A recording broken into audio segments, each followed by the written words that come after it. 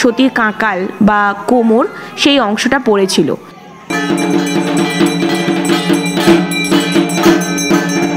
Welcome to our channel Ovitina blog.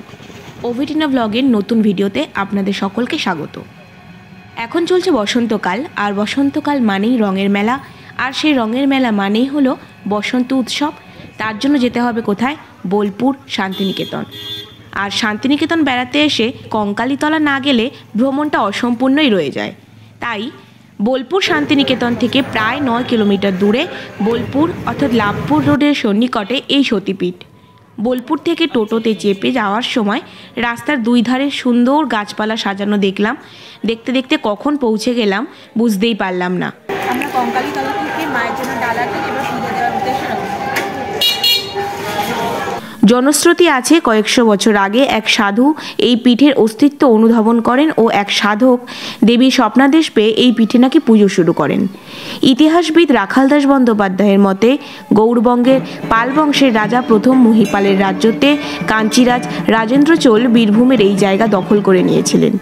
শিবভক্ত কাঞ্চিরাজই Kopai নদীর ধারে প্রতিষ্ঠা করেছিলেন এই শিব মন্দির।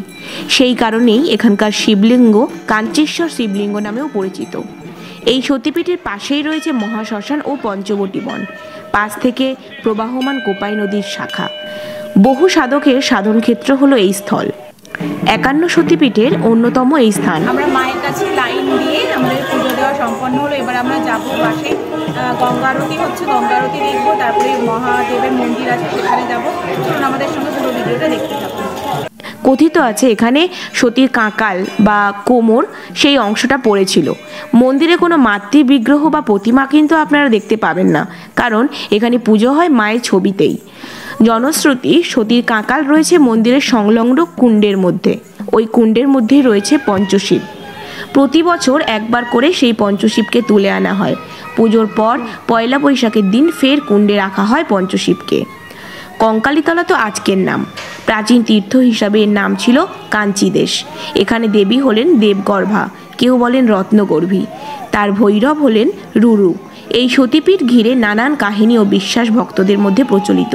দূর দূরান্ত থেকে আমাদেরই মতো প্রতিনিয়ত মায়ের টানে ভক্তরা ছুটে আসে।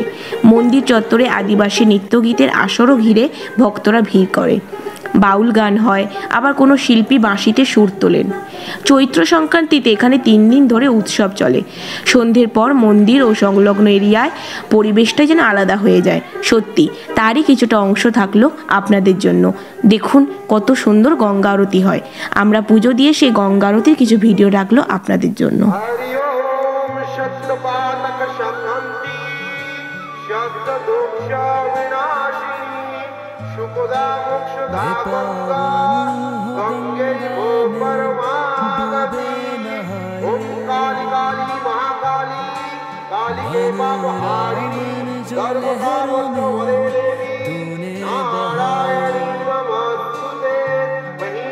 जो चला गया वो लौट के फिर न आए,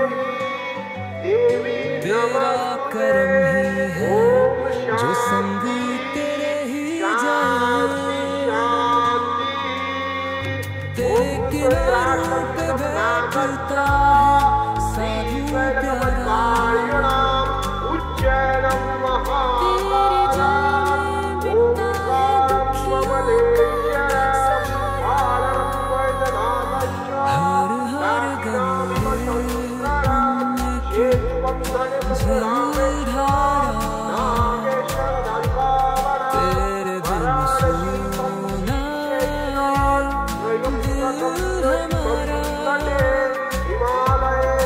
तेरे तट पे हम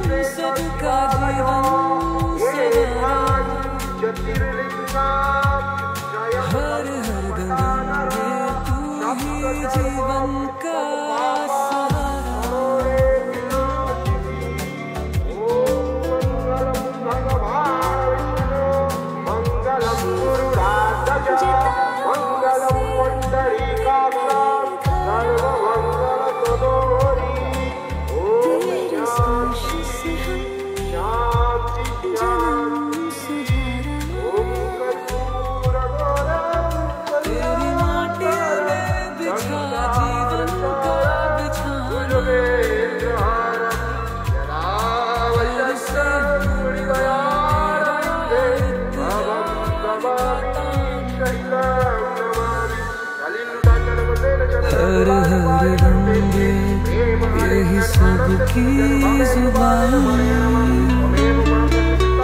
हर हर गंगे की जलधारा तेरे बिन सूखा ये दिल हमारा तेरे तट पे की जुबान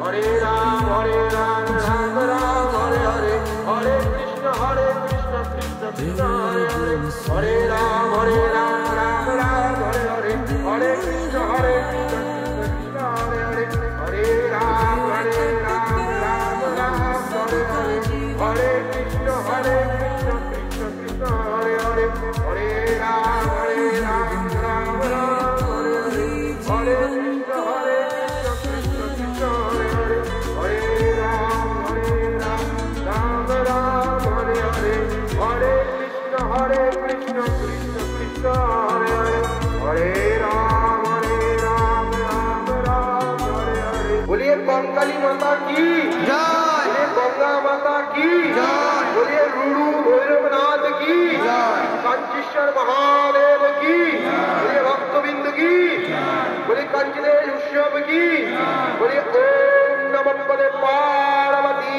हर हर महादेव।